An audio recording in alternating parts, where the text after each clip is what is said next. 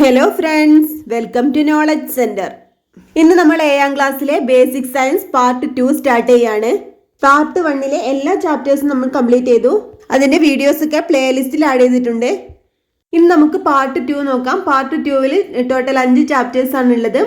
ഇതിൽ ഇന്ന് നമുക്ക് 6ാമത്തെ ചാപ്റ്ററായ താപം നിത്യജീവിതത്തിൽ നിന്നുള്ള ചാപ്റ്ററാണ് ഇന്ന് പഠിക്കാനുള്ളത്. അപ്പോൾ നിങ്ങൾക്ക് ഈ ക്ലാസ്സുകളൊക്കെ യൂസ്ഫുൾ ആവുന്നുണ്ടെങ്കിൽ ഒന്ന് ലൈക്ക് ചെയ്യണേ. അതുപോലെ നിങ്ങളുടെ അഭിപ്രായങ്ങളൊന്ന് കമൻറ്റ് ചെയ്യണം കേട്ടോ. അതുപോലെ സബ്സ്ക്രൈബ് ചെയ്യാതെ കാണുന്നവരൊന്ന് സബ്സ്ക്രൈബ് ചെയ്യാനും മറക്കരുത്. താപം നിത്യജീവിതത്തിൽ നിന്നുള്ള ഈ ഒരു ചാപ്റ്ററിൽ നമുക്ക് എന്താണ് ഫിസിക്സിന്റെ ഭാഗമായിട്ട് വരുന്നതാണ് അല്ലേ. നമ്മുടെ സിലബസിൽ ഫിസിക്സിൽ വരുന്ന ഒരു ഇമ്പോർട്ടന്റ് ഭാഗമാണെന്ത് ഊർജ്ജം അല്ലേ. വിവിധ തരം ഊർജ്ജ രൂപങ്ങളിൽ പെട്ടാണെന്ത് പ്രധാനപ്പെട്ട ഒരു താപം നമുക്ക് പഠിക്കാനുണ്ട് അല്ലേ.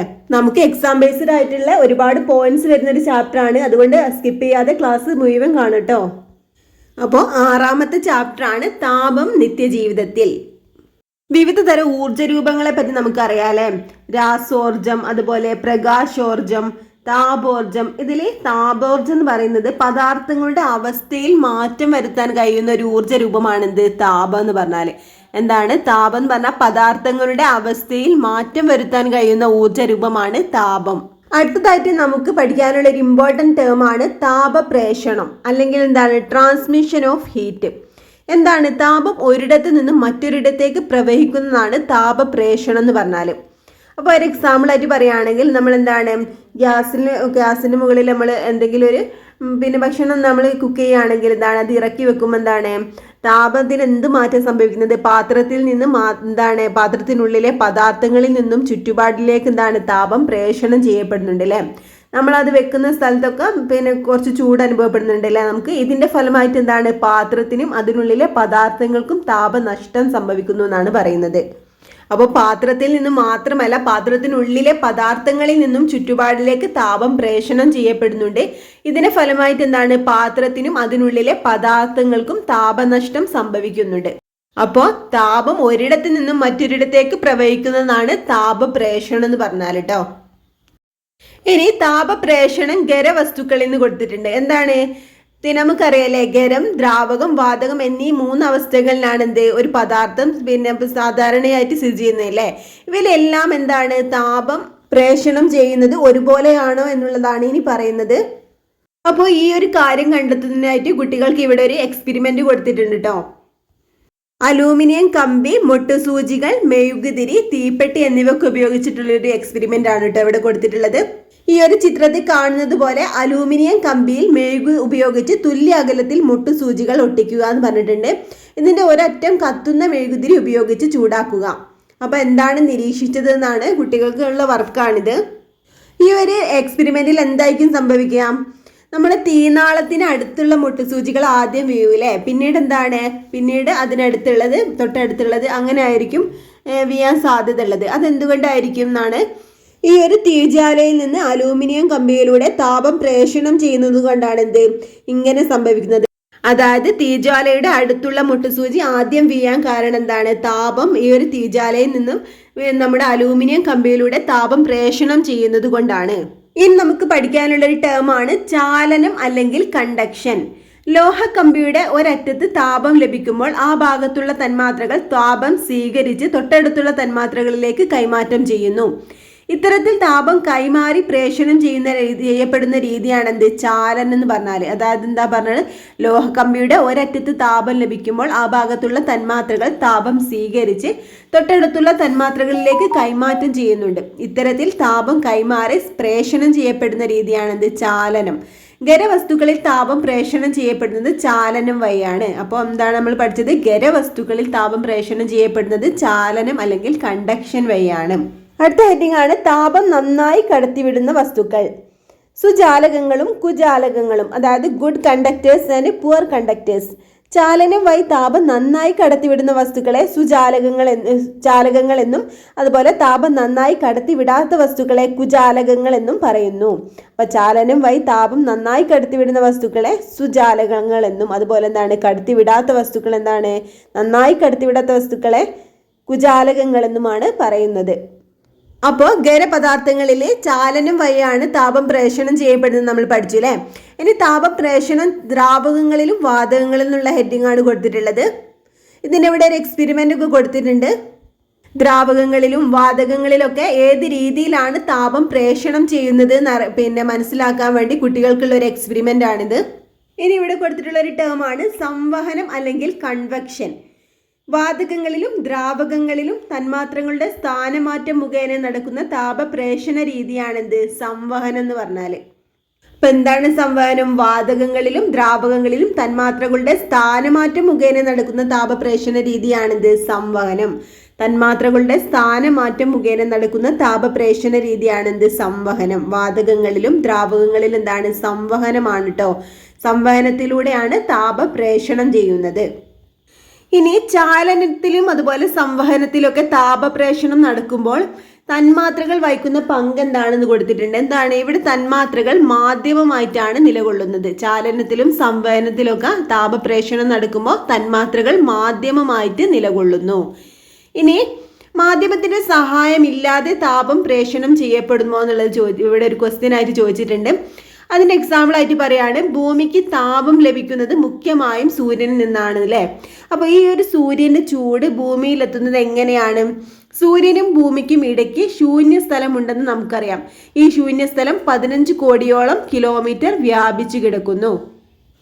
അപ്പോൾ സൂര്യനും ഭൂമിക്കും ഇടയ്ക്ക് എന്താണ്? 15 കോടിയോളം കിലോമീറ്റർ എന്താണ്? ശൂന്യ സ്ഥലമാണ്.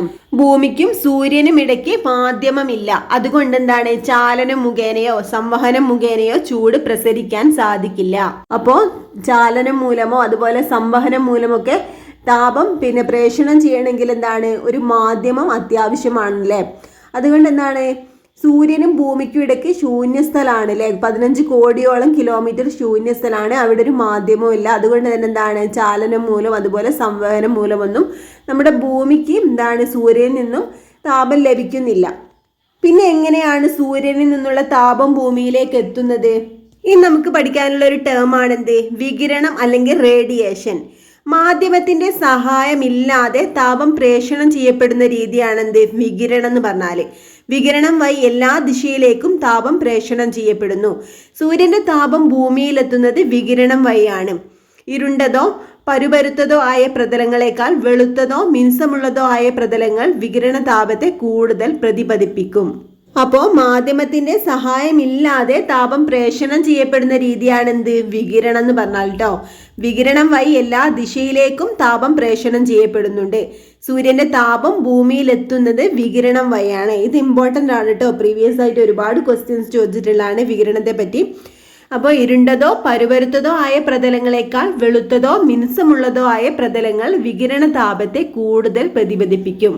അപ്പൊ എന്താണ് പറഞ്ഞത്? വെളുത്തതോ മിനുസമുള്ളതോ ആയ പ്രതലങ്ങളാണ് വികിരണ താപത്തെ കൂടുതൽ പ്രതിപദിപ്പിക്കുന്നത്. അപ്പോൾ നമ്മൾ ഈ ഒരു വികിരണം എന്നുള്ളതും അതുപോലെ സംവഹനം ചാലനം ഇതൊക്കെ ഒന്ന് നോട്ട് ചെയ്യണം കേട്ടോ. ഇതൊക്കെ എന്താണ്? പ്രസ്താവന രീതിയിലൊക്കെ ചോദിക്കാൻ സാധ്യതയുണ്ട്. ഇതിനെ പറ്റി പറഞ്ഞിട്ടുള്ള റിലേറ്റഡ് ആയിട്ടുള്ള കാര്യങ്ങളൂടെ എന്താണ്? നോട്ട് ചെയ്യണേ. അടുത്ത ഹെഡിങ് ആണ് ഖരവസ്തുക്കളുടെ താപീയ വികാസം. താപം ലഭിക്കുമ്പോൾ ഖരവസ്തുക്കൾ വികസിക്കുമോ? ഇത് ചോദിച്ചിട്ടൊരു പരീക്ഷണം ഇവിടെ കൊടുത്തിട്ടുണ്ട്. കുട്ടികൾക്ക് ചെയ്യാനുള്ള ഒരു എക്സ്പെരിമെന്റ് ആണ്. അപ്പോൾ താപം ലഭിക്കുമ്പോൾ ഖരവസ്തുക്കൾ വികസിക്കുമോ എന്നുള്ളതാണ് ഈ ഒരു എക്സ്പെരിമെന്റിലൂടെ നമുക്ക് മനസ്സിലാക്കാനുള്ളത്. ഇനി ഇവിടെ ബോക്സ് കൊടുത്തിട്ടുള്ളതാണ് ഖരവസ്തുക്കളുടെ താപീയ വികാസം. താപം ലഭിക്കുമ്പോൾ ഖരവസ്തുക്കൾ വികസിക്കുന്നു, തണുക്കുമ്പോൾ സങ്കോചിക്കുന്നു. അപ്പൊ എന്താ പറഞ്ഞിട്ടുള്ളത്? താപം ലഭിക്കുമ്പോൾ എന്താണ്? ഖരവസ്തുക്കൾ വികസിക്കുന്നുണ്ട്. അപ്പൊ തണുക്കുമ്പോൾ എന്താണ്? സങ്കോചിക്കുന്നു.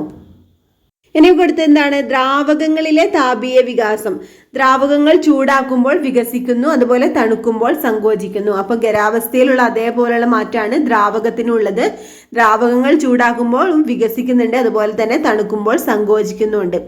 ഇനി ഇവിടെ കൊടുത്തിട്ടുള്ളത് വാതകങ്ങളിലെ താപീയ വികാസമാണ്. താപം ലഭിക്കുമ്പോൾ ഖരവസ്തുക്കൾക്കും ദ്രാവകങ്ങൾക്കും ഉണ്ടാകുന്ന മാറ്റങ്ങൾ തന്നെയാണോ വാതകങ്ങൾക്കും ഉണ്ടാകുന്നതെന്നാണ് ഇവിടെ ചോദിച്ചിട്ടുള്ളത്. അത് കണ്ടെത്താനായിട്ട് ഇവിടെ കുട്ടികൾക്ക് ഒരു എക്സ്പെരിമെന്റ് ഇവിടെ കൊടുത്തിട്ടുണ്ട് ചെയ്യാനുള്ള. അപ്പോൾ വാതകങ്ങളിലെ താപീയ വികാസം എന്താണ്? ചൂടാക്കുമ്പോൾ വാതകങ്ങൾ വികസിക്കുന്നുണ്ട്, അതുപോലെ തണുക്കുമ്പോൾ സങ്കോചിക്കുന്നു. അപ്പോൾ വാതകങ്ങളും ദ്രാവകങ്ങളും ഖരവസ്തുക്കളൊക്കെ എന്താണ്? ചൂടാക്കുമ്പോൾ വികസിക്കുകയും തണുക്കുമ്പോൾ സങ്കോചിക്കുകയും ചെയ്യുന്നു.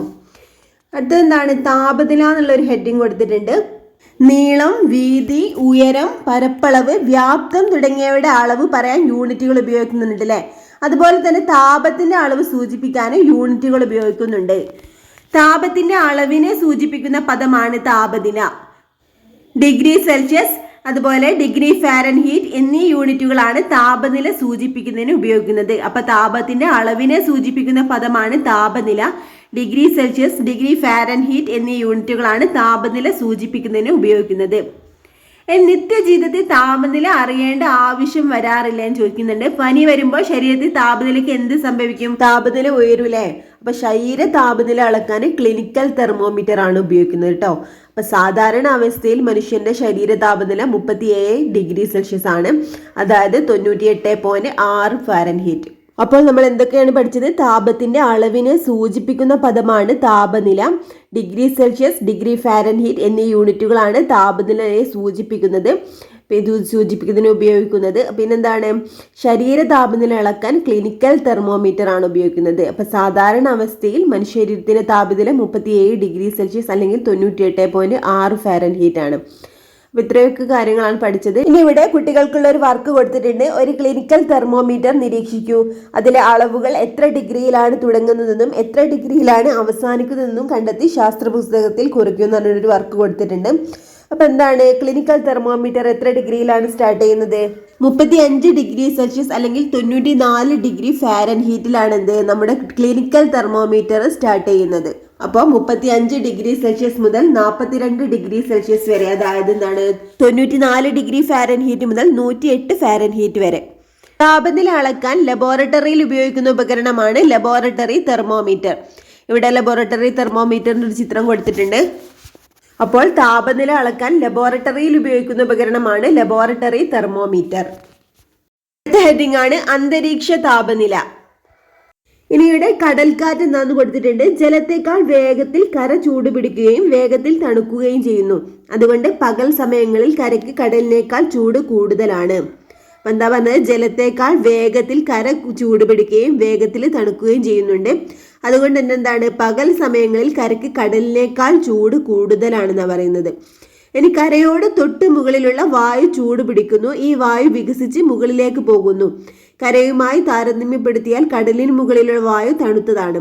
കരയിലെ ചൂട് പിടിച്ച വായു മുകളിലേക്ക് പോകുമ്പോൾ കടലിന് മുകളിലെ തണുത്ത വായു ഈ സ്ഥലത്തേക്ക് വരുന്നു. ഇങ്ങനെയാണ് കടൽക്കാറ്റ് ഉണ്ടാകുന്നത്. അപ്പോൾ പകൽ സമയങ്ങളിൽ കരയ്ക്ക് കടലിനേക്കാൾ ചൂട് കൂടുതലായിരിക്കും. അപ്പോൾ കരയോട് തൊട്ട് മുകളിലുള്ള വായു പെട്ടെന്ന് തന്നെ ചൂട് പിടിക്കുന്നു. ഈ വായു വികസിച്ച് മുകളിലേക്ക് പോകുന്നു. അപ്പോൾ കരയുമായി താരതമ്യപ്പെടുത്തിയ കടലിന് മുകളിലുള്ള വായു തണുത്തതാണ്. അപ്പോൾ കരയിലെ ചൂട് പിടിച്ച വായു മുകളിലേക്ക് പോകുമ്പോൾ കടലിന് മുകളിലെ തണുത്ത വായു ഈ സ്ഥലത്തേക്ക് വരുന്നു. ഇങ്ങനെയാണ് കടൽക്കാറ്റ് ഉണ്ടാകുന്നത്. അപ്പോൾ കടലിൽ നിന്നും കരയിലേക്കാണ് കടൽക്കാറ്റ് കേട്ടോ. അപ്പൊ കടൽക്കാറ്റ് എന്ന് പറയുമ്പോൾ കടലിൽ നിന്നും കരയിലേക്ക് വീശുന്ന കാറ്റാണ് കടൽക്കാറ്റ്. പകൽ സമയങ്ങളിലാണ് കടൽക്കാറ്റ് ഉണ്ടാകുന്നത്. അടുത്ത ഹെഡിംഗ് ആണ് കരക്കാറ്റ്. കടലിനേക്കാൾ വേഗത്തിൽ കര തണുക്കുന്നുണ്ട്. അതിനാൽ കടലിന് മുകളിലുള്ള വായുവിന് താരതമ്യേന ചൂട് കൂടുതലാണ്. അതിനാൽ കടലിന് മുകളിലുള്ള വായുവാകും കൂടുതൽ വികസിച്ചിരിക്കുക. അപ്പോൾ കരയുടെ മുകളിലുള്ള തണുത്ത വായു കടലിലേക്ക് പ്രവഹിക്കുന്നു. ഇത് കരക്കാറ്റിന് കാരണമാകുന്നു. കടലിന്റെയും കരയുടെയും താപനിലയുമായി ബന്ധപ്പെട്ട് പ്രകൃതി പ്രതിഭാസങ്ങളാണ് കടൽക്കാറ്റും കരക്കാറ്റും. അപ്പൊ എന്താണ് കരക്കാറ്റ് എന്ന് പറഞ്ഞാൽ? കടലിനേക്കാൾ വേഗത്തിൽ കര നമ്മൾ ചൂടാകുകയും തണുക്കുകയും ചെയ്യുന്നുണ്ട്, നമ്മൾ പഠിച്ചില്ലേ? അപ്പൊ കടലിനേക്കാൾ വേഗത്തിൽ കര തണുക്കുന്നു. അതിനാൽ കടലിന് മുകളിലുള്ള വായുവിന് ചൂട് കൂടുതലായിരിക്കും. അതിനാൽ എന്താണ്? കടലിന് മുകളിലുള്ള വായു കൂടുതൽ വികസിച്ചിരിക്കും. അപ്പോൾ കരയുടെ മുകളിലുള്ള തണുത്ത വായു കടലിലേക്ക് പ്രവഹിക്കുന്നു. ഇതാണ് കരക്കാറ്റിന് കാരണമാകുന്നത്. കരക്കാറ്റ് എന്താണ്? കരയിൽ നിന്നും കടലിലേക്ക് വീശുന്ന കാറ്റാണ് കരക്കാറ്റ്.